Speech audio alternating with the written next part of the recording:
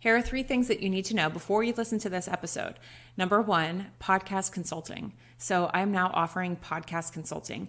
I am holding your hand and showing you while you're in the driver's seat how to put together your podcast, whether you're going to DIY, outsource, whatever.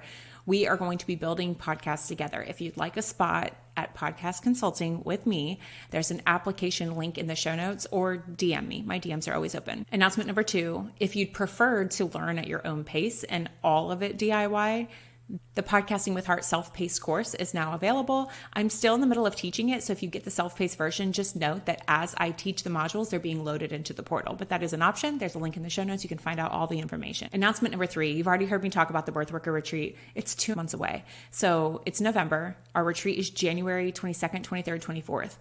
In Clearwater Beach, Florida. It is a birth worker retreat with a focus on mind, body, business.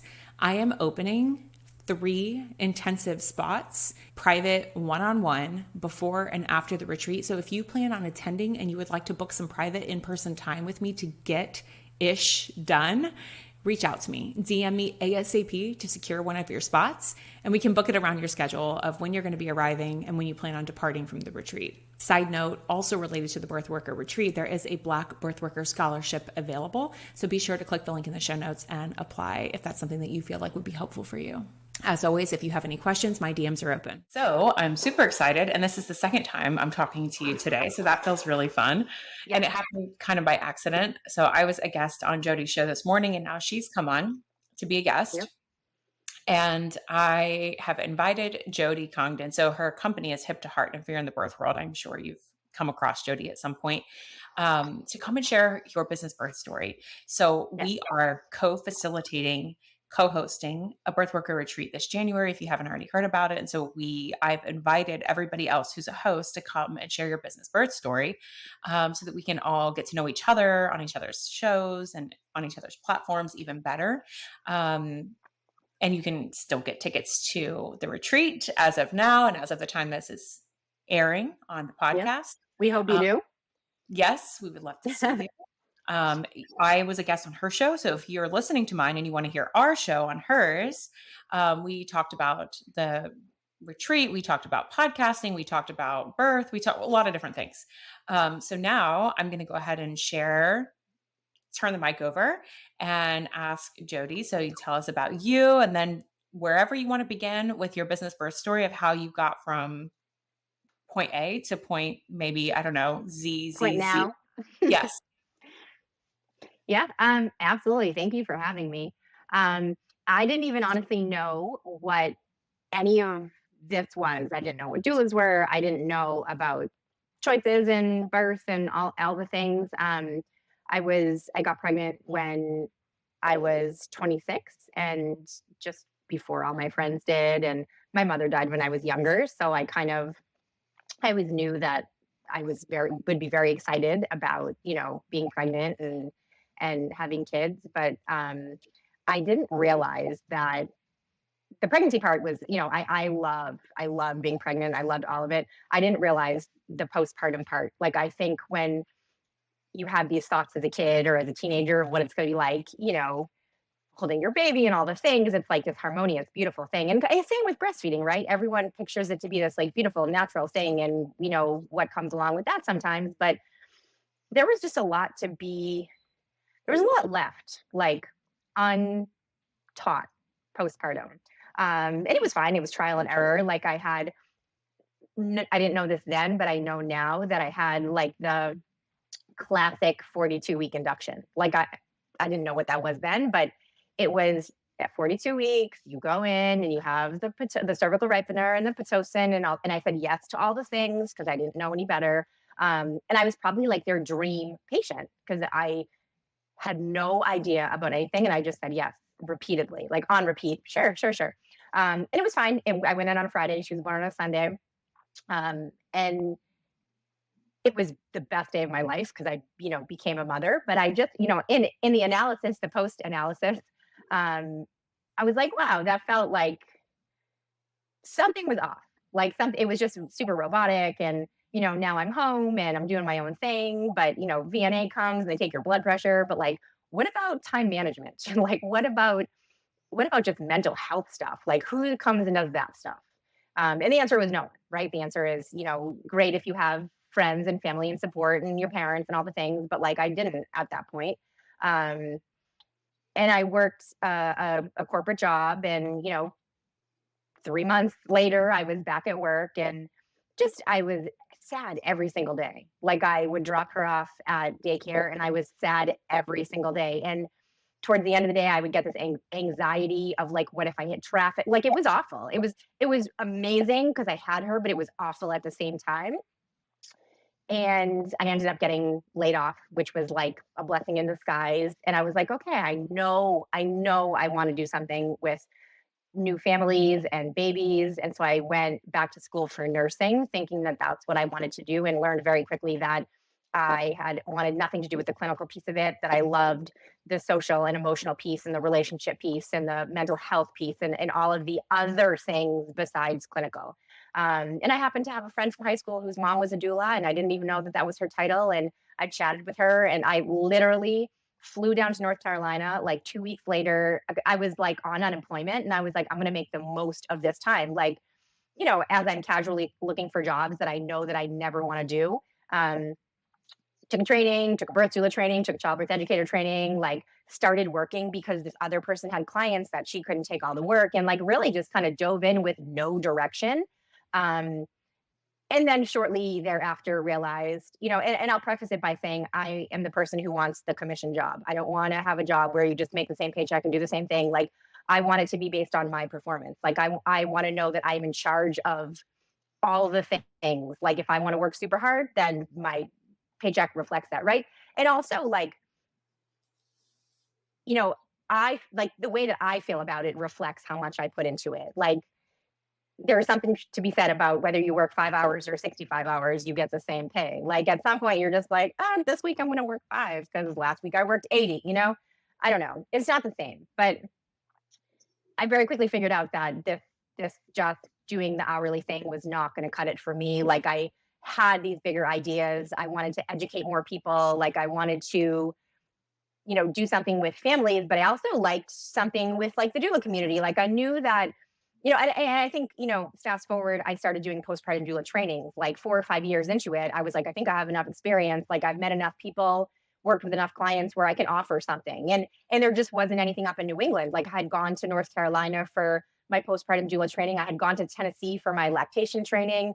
I went to Georgia for my birth doula training. Like it just wasn't here. It was crazy. I was like, oh, I want to do this. Like, let me just hop on a plane and do this. So I kind of brought it all back to New England, but I loved working with professionals. Like I loved working with doulas. I loved educating doulas. And I found myself kind of doing that before I was actually really doing it. So I'm doing these postpartum doula trainings and the lactation trainings. And then I started realizing that the business piece was missing from all of this. Like I'm always thinking what others' needs are. And I think that comes with being a doula. Like you walk into someone's house and you're like, okay, let me just do a quick assessment of like what the needs are today. And like that's what we do, right? If it's all mental health stuff, we focus on that. If I feel like you haven't eaten enough in the past week, like I'm gonna make you meals for the next week. Um, so I don't know. From there, I just started creating.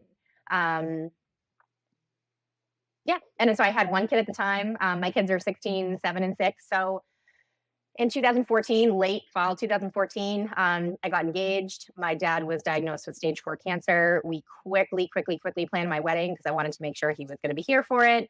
We got married in March of 2015. He died in May. I got pregnant with Harper. I feel like we can have, TMI here. My ovulation test was like a smiley face the day of my dad's funeral.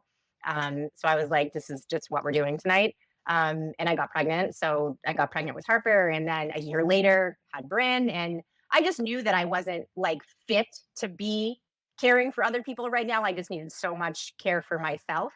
So I took a step back from the actual day-to-day doula stuff, and I was still doing trainings, but I moved my business to more of an agency model. I had made so many connections in the doula community from training these people, and I was getting all these inquiries and passing them out anyway. And I made it this formal business that has now exploded into, a large agency in the New England area. But I also, in addition to the postpartum doula and lactation trainings, also have a series of business courses for doulas. So, and one of them is actually transitioning your solo business into an agency model. So I've kind of come full circle here into, kind of planting these tiny itty bitty seeds for my own business. And now have this, fruitful tree, and I'm taking little pieces of that fruit off and helping other doulas, kind of plant their business trees. So that's the short story, even though it felt kind of long when I was telling it. No, I think that's perfect. And it gives me room to space to ask a couple questions. So curious, what year did you share? So you said your oldest is 16 and Yep. you flew to Georgia for your birth doula training. When was Yep. that approximate? So she was born in 2007. I think she was born in mid 2007. So I think that was very early, either late 2008 or early 2009. So she was just about like a year and a half old. Because I was laid off when she was just about a year old. Wow. Okay. Yeah. So even as recent as say 15, 16 years ago, there wasn't regular, well, we'll say, or any maybe trainings for Nope. doulas. And that's crazy. It was wild because here I am Googling all the things, and Mhm. I came upon, Dona or whatever. And the first training was in San Francisco, when I happened to have family there. So I was like, I'm ready, like ready to buy my ticket. And I had like emailed the people and then called the people and then called again, left a voicemail. Like no one ever got back to me. So I was like, all right, just scratch that off my list. So by accident, like the next one on Google was Kappa. And at that point I didn't it never dawned on me to kind of look at everybody's mission and Mhm. see what I felt was most like aligned with what I saw this being, to me. Um, I was just trying to get a training like the next one available. And that was just another like blessing in disguise. Ended up really feeling like I fit with their vision of what they wanted perinatal care to look like. And I'm very glad that it worked out the way it did, because I do like being aligned with them, and I do like being a trainer for them.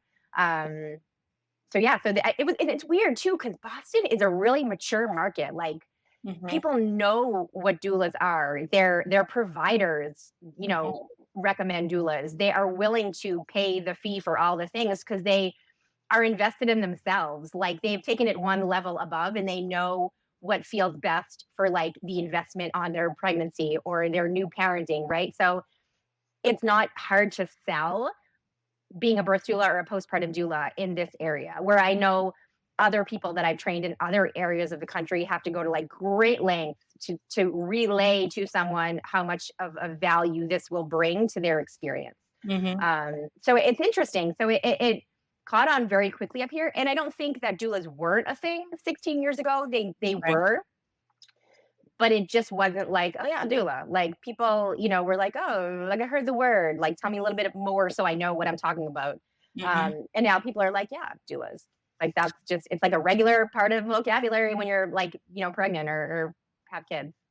I'm like listening to you talk, and I'm sitting here wondering of all the times we've been on planning calls for the birth worker retreat. I'm like, have you ever shared with me your human design? And if you know it, you don't have to. But I'm sitting here making guesses to myself. So I can't remember, because I think when you and I talked about it, I think I got the time of my birth wrong. I thought it was um 12:11 p.m. And so I have to go back and check my birth certificate, because the human design that came out of like that quiz, I feel like is not quite aligned with me. So Mhm. I feel like I may have got the timing wrong. So I do have to go look at that, because Mhm. I find that to be tremendously interesting. And for all the people that I know who have told me their human design, I'm like, that is 1,000% like what you are, like what I know of you. Like if you had given me, three choices of what your human design was without actually telling me, I would be able to pick the correct one. So You know I what's gotta go check my time. interesting about that? Like, so for side note, because I know that some of the people who listen to my show are like very, very, very good at human design. And so for them and for people who are getting into it, just like caveat is um, while for me it feels like a lot of the things really line up, I know for some people it's more of an experiment. Like let's Mhm. see what the channeled information is out there about all of these different nuances of my design and see what feels like it fits. And then also sometimes pre deconditioning Nicole didn't match as well as I started going through my deconditioning journey and peeling off the stuff that didn't fit. So that's part of it for me too. Is it was there, but it was it felt almost like there was like a layer, like a mask that was Mhm. covering that up. So just for people who are listening, like that's my take on it. But because I was sitting here listening to him, like, I wonder if she's, and it's just helpful information and I like information. So thank you for that. Mhm. Um, then I was going to ask you something else. Okay. So since you've been in the birth business for so long, I didn't come in until 2018. And even then, I felt like, where is everybody online? Like, I know there's doulas in my area Mhm. because I'm hiring doulas, and I hired a doula in 2016. I hired a doula in 2018. And I remember looking online in my local area, and I'm like, where are all these people? Are they not on Mhm. social media? I'm trying to find out about them. I'm trying to see something and learn something. And I felt like they were very much, the industry as a whole was very much in the dark ages, it felt like, when it came to online. Mhm. They existed and they were operating businesses and they were helping families, but there was like nothing out there that you could find. You had to like pick up the phone, Yep. dial the phone number on their website, talk to them on the phone call, and then meet for coffee to have an interview, which a lot of that still happens, right? Yeah. But now I feel like in just a short amount of time, we'll say 6 years, 5, 6 years, Yeah. so many, the whole industry has changed so Mhm. quickly, right?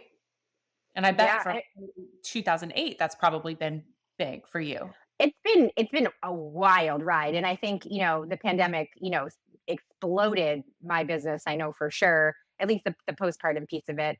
Um, but I also think now with, like, more insurance coverage and, benefits like Carrot Fertility, where we have clients who are getting, 10, 20, 30, $40,000 from this benefit for birth and postpartum care. So, it's just really saying to, like, the rest of the world, like, "Hey, this is a service that needs to be provided, and we see the value in it, and we want our employees to have like the best damn experience they can possibly have, and then come back and still be happy and still be productive, and we want them to know that we care about them and want to take care of them, and all those things." Commercial break. Honeybook. I've got to tell you about Honeybook. So I know what you might be thinking. Just because I have an online business and a podcast and I do a lot of this myself, that it must be super tech savvy. I'm not. I'm an elder millennial, self-taught on all things technology. And one of the things that I found incredibly difficult in terms of technology is one of the big CRM systems when I first got into this business. CRM is client relationship management, by the way, meaning you can send contracts, get virtual signatures, you can send invoices, and lots of other things. The big one that rhymes with Tupsado, but starts with a D, I just could not get past the level of difficulty and complexity. So when somebody introduced Honeybook to me, they had me at the option of doula when you're entering your information and you enter the kind of services that you provide. So for several years now, I've been using Honeybook as my client relationship management system, where I send contracts, send invoices, and manage those one-on-one private client relationships. My affiliate link is in the show notes. I would love it if you'd give it a trial run and see if you like it. And if you do, let me know. If you have any questions, as always, reach out. And it's far from perfect. I mean, there's not even paid maternity leave, and that is ridiculous, but we're making tiny itty bitty baby steps. And I think, doulas have a lot to do with that.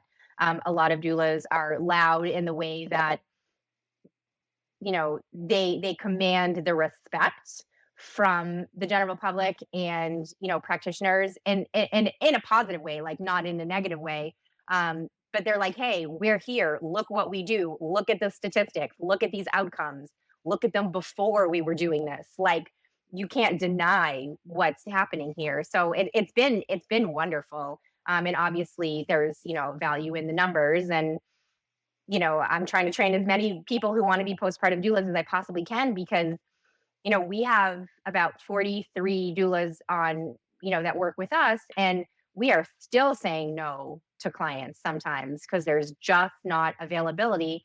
And everyone you ask, I mean, I have a circle of people who don't work with me that I definitely, will hit up if, we have a client that we can't take. They're always busy. They're always booked. So it's hard. It's hard to say, like, you know, we just don't have the hands for you. And that's still happening, and that it's crazy. That's incredible, really. I mean, and then I'm thinking about, you shifting from having your own business, having some personal life stuff that you needed to tend to during that season and Hmm. yourself, and then shifting to an agency business, my question with that is, well, first I'll say before I ask the question, like I really appreciate you sharing those pieces because it, I think, will really help land for people that your life's mission gets to Mhm. express in different ways. You're still helping families, you're still helping families, you're still helping families just in all Yep. these different ways throughout your journey. So my now the question was going from running your own postpartum doula business to building as an agency, what was the biggest learning curve? What is the biggest Mhm. learning experience that you had making that shift? Was it like a whole new world? Yes, because it took me a while to not be involved with every client. Like, doing those initial consults, like I connected with them as if I was going to be providing the care. So it was hard to hand that off to someone and not stay like checking in or like all the things. But what I realized is I still want to check in. Like it is still a client of the agency. I still want to make sure they see my face and hear my voice and know that I'm always still available for whatever they need. And I do want to see pictures when they give birth and I do want to know all the things, but I'm not doing the day-to-day care. So somebody else is their person. So that was kind of hard in the beginning. And I think now it's become like just a well-oiled machine. Like there are weeks when I have, 12 or 13 or 14 or 15 initial consults. And, I am in a wonderful, like this mastermind program of all these like high caliber women. And a lot of the things they talk about are delegation. And, they have teams of 5, 6, 7, 10 full-time employees. Like I don't have that. And there are certain things that I don't ever want to give up. And those seem to be the most time consuming things for me. So I'm, in this constant struggle of what can I delegate that doesn't need like my face and my personality. And I definitely have delegated a lot of things in my business, but um, it still very much represents me. And I find that to be pretty incredible that it's definitely still my baby. Like it's still the very same seed that I planted and the very same tree. It just has more branches. Um, and I think that gets very difficult as your business grows and gets much larger. Sometimes it gets away from that because you're trying to care for and serve too many different kinds of people. And then you end up doing things that feel inauthentic. We talked about this a little bit this morning because they're easier, they're less expensive, they take less time. They're what sometimes people are asking for, but I'm not afraid to say no now to a lot of things. Whereas before I was like, sure, sure, I can do that. I can do that. We can do that.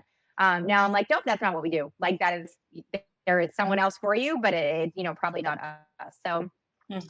I think the hardest thing is just the time. It's time consuming because I'm not willing to give up some of those things, but I don't know. I Well, do a lot of my things at night. Like I do, and that's like the other part of having, your own business that is so flexible. Besides sitting with clients, like chatting and doing like the podcast recording and things like that, I do a lot of my stuff at night after the kids go to bed. Like in my bed, usually I have like an iced coffee or like my husband's, watching a show or reading or whatever. So I don't miss the time like with my husband or my family or and I can still be very productive and I can still run my business and I can still grow my business and do all the things. But it's not this like 9 to 5 or it's not, where I'm kind of sitting static all day long, plugging away. So it feels like I do a lot less work than I actually do, which is like beautiful. hmm. It reminds me of, I think what I'm taking from some of that is that discernment of my soul still needs to feel fulfilled. It's not all about the bottom line. It's not all about the dollars, right? Like, let's say, for example, you had 100 doulas on your agency. You said 43.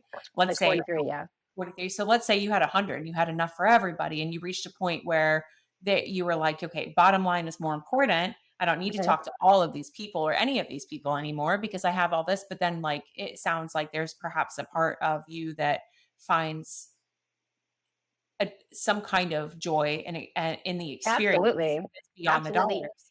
And it's the joy of doing it, but also like I'm very intentional about who I work with and like who I let represent me. Like I could have 80 doulas. Like you said, I could have 100. There's the doulas are there. Like I see them, I know them, I talk to them, I see them on social media.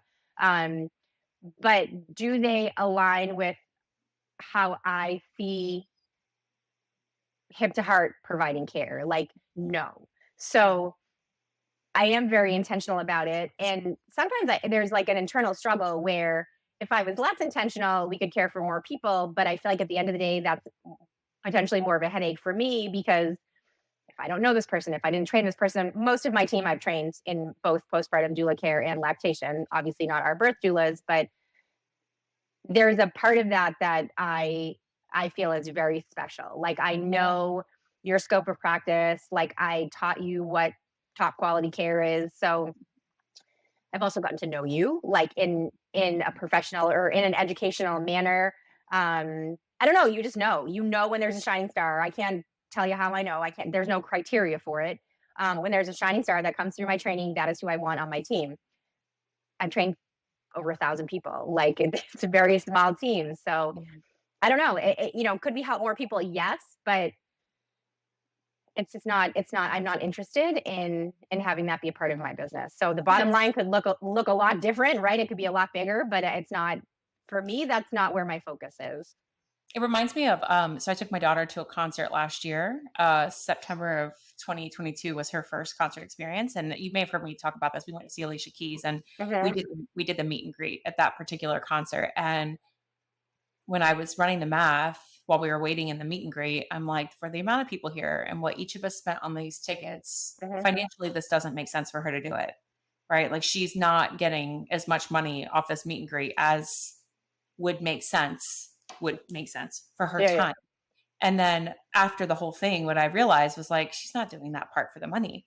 Like Right. she gets something from it Mhm. that on a deeper level. And, perhaps, that's why some people have longevity in business because the way that they're doing things and the Mhm. reason they're making certain decisions.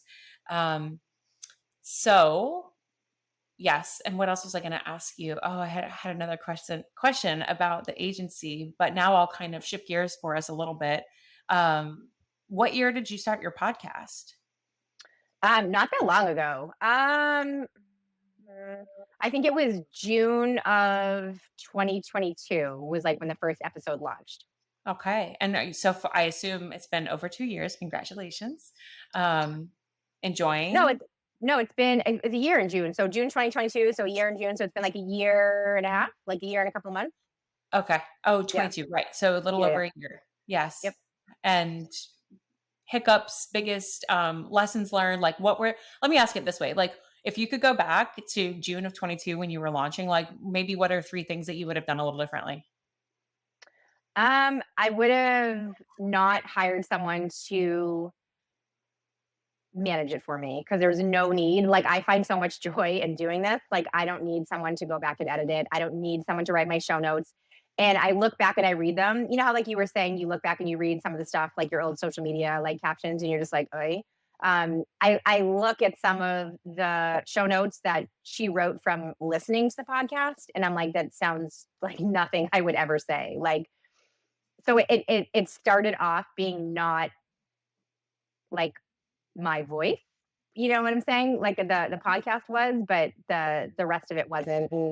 And I just kind of at some point I'm like, I just want to do it myself. Like I don't want to edit it. I don't need it to be perfect. Like, my cat's tail would hit the microphone and it would be like, shh, shh, shh, like keep it in, like keep it in. That's you just saw my cat 52 times. The doorbell rings, the dog barks. Like that is my life. Like that's what you're listening for. Like obviously there's valuable information in there also, but like I don't know, you'll never get to know me if you don't know like what's happening over here. So I definitely like you called it, what'd you call it? B minus work. Mhm, mhm. I thought it had to be like, AP, A plus, like where, B minus is just fine. My audience prefers the B minus. Yeah. Yeah. So that was just one thing. I was very strict too about like I need to get an episode out like every single Tuesday by like blah blah blah. And now there are weeks where I have none and weeks where I have two. And like you, I took it light over the summer because there just wasn't time where I wanted to be sitting in front of like the microphone talking. I wanted to be outside and um I don't know. I mean, people will listen when it comes out. Yeah, yeah, I agree. I love that you're sharing those because I feel like it very much aligns with the way that I teach and talk about this kind of thing is like a lot of podcasters take the summer off. A lot of business Yep. owners, small business owners take the summers off, like or light Yes. summer hours. Not even small business. When I worked in corporate, the big guys in charge, they were not in town for the whole summer. They would leave Right. and they would call into the big conference calls, and that's it. Yep. Um, so I think that's and everybody else listening too. Like people want to enjoy their summers. Are they consuming as Yep. much material? Are they like listening to as many trainings? So I think it's fine. And I think imperfect. I have a client who says, what does she say? Messy is better than done is better than perfect. Done is better than perfect. Right. I'm Right. like, yeah, Right. that's right.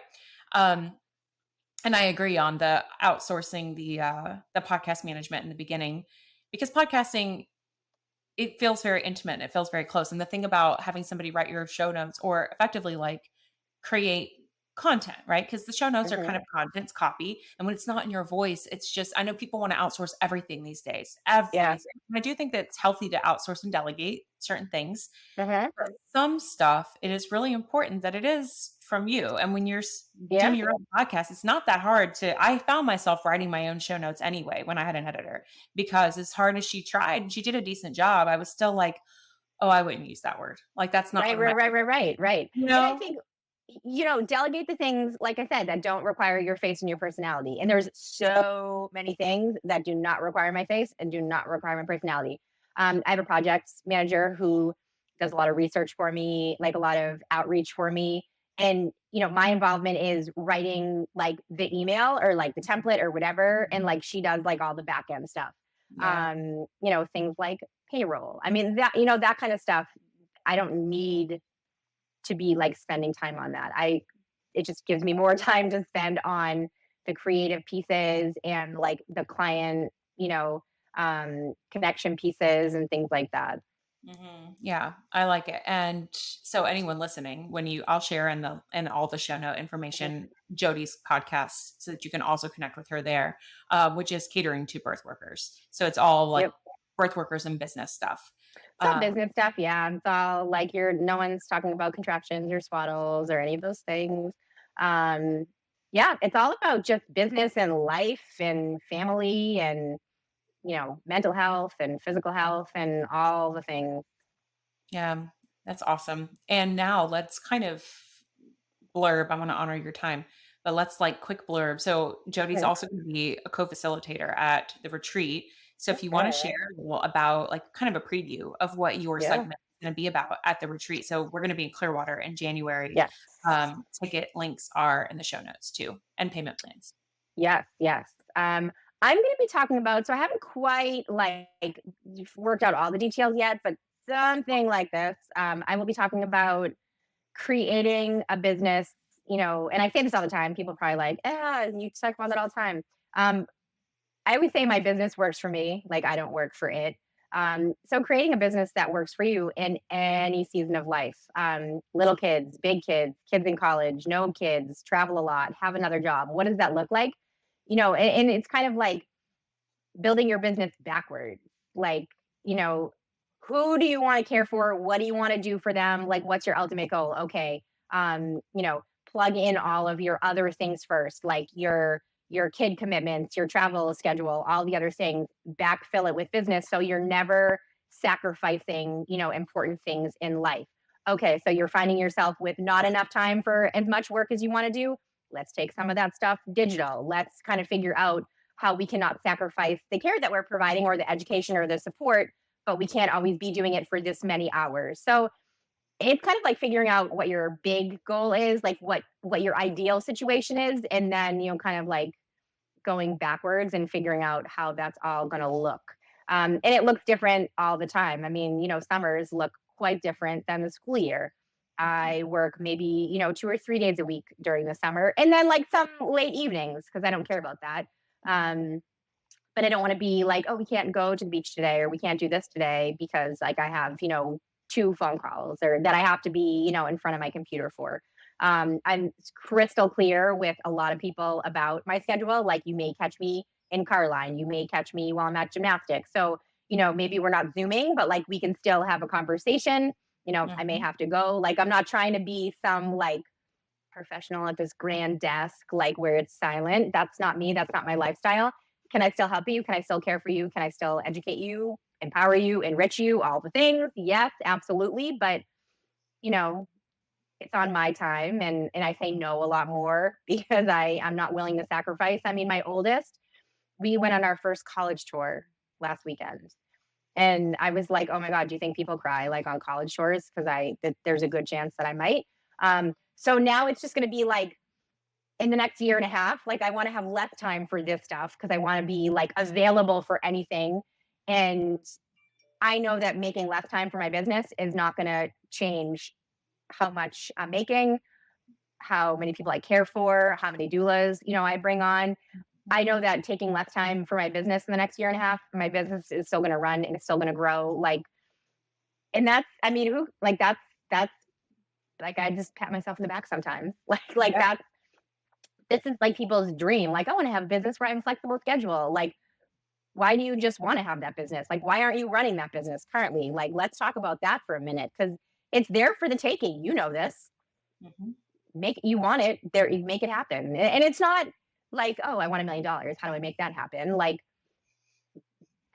there are steps to take to make this happen. Like, the clients are there, the money that they have to spend is there, the practitioners referring us are there. Like, all of the pieces of the puzzle are there for you. Like, put them together, right? Mhm. Mhm. So it's, yeah, it's pretty awesome to be doing this. Yeah, it is. I mean, something I didn't realize when I started having kids was that the older they get, like, the more I wanted to hang out with them when they were babies, but I think Right. part of me thought, "Okay, it's gonna just be a lot of my energy while they're this little." And that's not entirely true because No. now they're getting a little older, right? My son's turning 10 next week. It's like they require a different kind of energy, but I Right. want. It's not like a time commitment as they get older. It's more of like an emotional, like a mental commitment to them. And it's not the Um, physical needs. They don't need they don't need me to spoon feed them, right? But like right. their needs are still present. And this one has sports stuff and this one has that stuff. And they were talking about college last night in the car on the way home from school. And I was like, of course I'm gonna come to da da da da da. Right. And the Yeah. one of them was like, are you still gonna celebrate Halloween with us even when we're in college? And I'm like, yes, But you're obviously. not going to want to spend it with me. I mean, Like, I and they hope they can't imagine do. that. They can't imagine that. I remember like Kaylee, my oldest, was like, 4 or 5. And we're watching some movie where the girl goes to Italy in high school. And I was like, one day, like, you might be going to Italy with your friends too. And she's, crying her eyes out, like, I will never go without you, and I'm just like, you say that, but like, and it's funny. And my little kids now are like, I will never go anywhere without you. But, on the other end, Kaylee's like, can I go to Paris with my friends, like, after we graduate? Yeah, of course. But like, remember when you cried because you thought it was mean of me to say that you're going to do that? So Yeah. it's all the things they say now, and they can't believe that I will tell them, like, you will be doing this with your friends. Like, you probably won't want to be trick or treating with your mom when you're 17. And I want to But they prepare they think they accordingly. will, so it's okay. We want to prepare and build businesses accordingly so that when the time comes, whenever they need us, this is kind of how I told them. I'm like, hey, I can be in the car on a whim. I Yep, can be like when the time comes, like you need me, I'm there. And that's yep, kind of how what I have at the front of my mind when I'm building things in the business is longevity, yep. efficiency, and And how flexible is it?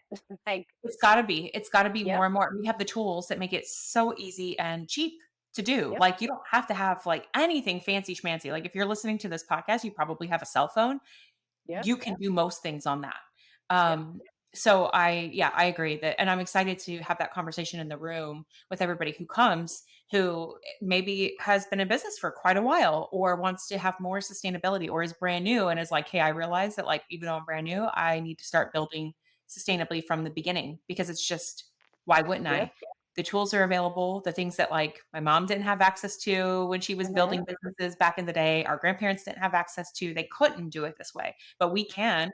Like, I don't wanna miss games if my son plays when he starts playing games after games, I never. don't wanna be missing games. I don't Nope, like working at night. I My brain completely shuts off in the evening, and I am useless. Physically, I can move around and cook dinner and do bedtime routines, but, like, yep, I cannot do client calls in the evening because I will not be helpful. And so I have to be And able it's to get. good that you know your own limits. Like you're not trying to squeeze stuff in at a time where it's not beneficial for you or your potential client. Like that's, and that's a huge part of this. Like, when's your best time? Like Mhm. when, um, the person who leads my mastermind was saying that she's trash in the morning, you know, me too. Like I hate getting up early. Like nights are my thing. And she's like, and here I am trying to like get up early and like do stuff so I can squeeze it in during the day. And then it's like it's useless. I feel like garbage. The stuff I'm putting out is garbage. So Yes. I think you have to really know like when, your green light is on and when your like solid red light is on. And one of the things too that, I try to do with my doula training, we talk about the business piece. I don't want you coming out of here and trying to get as many clients as you can. Like that is not how you build a business. That is not smart. It feels good in the beginning because you're like, look at me, like I'm getting experience and the money's coming in and you know, that's not long-term success. Like that has short-term burnout written all over it. Mhm. So it's not as many clients as you can get. It's not as many services as you can offer. Like that will not serve you for a long period of time. So be smart from the beginning. Like build a solid foundation. So when you build upon that, like it's not rickety and it doesn't crumble. Like even if it's slow out of the gate, even if it takes you time to figure out what works for you and what doesn't, like, and we have a lot of younger people, becoming doulas who don't have kids yet. And like, okay, think about what you can do now. Like you're capable of working 89 hours a week, but like, don't have that be the standard for your business. Cause at some point, I know you just said you do want to have kids. Like you're going to have to shut it down completely because you're going from like, 90, you're going to be doing zero. So like, how can you plan better? How can you set that up better? Mhm. So when one thing dials down, you just dial up the other, which doesn't require, much of your time and energy. So I think, we're for the most part getting it wrong when we're trying to start a business. Um, so I'm trying to, help people do it right from the get go because you want to cut twice. What no measure twice, cut once. You And I only get think once. I think what you're saying is everybody who comes to the retreat, just expect to be hanging out with Jodi at the evening events, and then you'll see Yeah, me you early can do from. sunrise yoga. I'll do the Okay, cool. Because yoga, I but might in the not be evening, at sunrise yoga. I mean, I yeah. will force myself to be at sunrise yoga because yoga I can do early in the morning. I will complain about it, but um, yeah, I want to do like midnight yoga. I want to do late night yoga. Oh god, by midnight, I hope to Yeah. be in like my 50th cycle of whatever it is of sleep. So in the Well, I evening, think people have like wine in the evenings, like that's their kind of like wind down. I like it like an iced coffee at like 8 or 8:30, like I'm just relaxing, and it doesn't keep me up. Like it doesn't keep me up, but that's my nighttime like relaxation. okay, so you sound like my Yeah. mother. I would never be able to sleep like that. And it's knowing your stuff. So at the Yep. retreat, you'll be able to see the very extreme different pieces. I mean, but then we're spending the Yeah. whole day to get like Tuesday's the full day. And Yep. we will part of what Jody will be doing, and all of us will really be touching on it at some point, I'm sure, is like guiding people to their correct path. Mhm. Which I'm very excited. So as of the time this comes out, the retreat will be pretty quickly approaching. My Mhm. advice is not to delay because there is a maximum capacity and we have a Yep. payment plan. Like Klarna offers a payment plan. My understanding is it's interest free. So you can set it So up. it is interest free. Yep, yep, it Yep. is interest free. So you literally can like let's say it's, $200 and you're dividing it by 4, like that's just $50 4 times. Like that it is it's in your best interest if you're feeling like you can't put forth like the whole fee now. Mhm. Secure your spot and just pay, over time. Yep. And the room block. So side note for anybody I who's have yet to do that. I have tickets, I have airfare, I have everything. I have yet to do my I keep I know. forgetting. Oh my god. But we do have a cap on the rooms that are Yeah. under the room block, and we have a timestamp on when you can get the room discount under the room block. So just I heads just up. wrote it on my paper. I just I got to know, do right? it. I need to do it too. Thank you so much Yeah. for hanging with us. This was awesome. I appreciate you sharing. I'm excited for everybody to meet everybody, like your people, my people, all of us hanging out Yes. in Florida in my backyard. Well, not I literally, know. but It's like you're gonna already be there. That's so I mean, it's still exciting for you though. I mean, it's like a little yeah. travel for you. Yeah, yeah, I love Clearwater. Clearwater feels like a vacation destination, and for me, it's about 45 minutes away. And it Okay. we vacation there. We do. We have family. We've gone there for like long weekends, and during the summer, we'll have a because it's very touristy. It's very Yep. vacationy. It feels very vacationy. And it's also, I've been in Florida for my whole life, and the best sunsets I've seen have been at Clearwater Beach. So I can't wait. I'm really excited. I can't Me wait too. to. And we've never actually met. Like we've Yeah. never actually like it's kind of funny. Like I didn't meet Darcy. I mean, Darcy and I live like, fairly close to each other until like maybe like a year and a half ago. I'm like, we just need to go for dinner. Like this is ridiculous.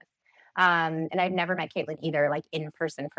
There's so many people who are like, I'm gonna be there. And I'm like, I now have known you for 4 or 5 years via like, stuff like this. But I've never physically seen your face. Like I'm very excited to just be next to someone who I pretty much already know. But Yeah. like, just it would be so. I can't wait. Yeah, me too. Me too. Well, thank you. And everybody, You're I'll make sure to so share all the links welcome. so you know where to find Jodi after the episode. See ya. Perfect.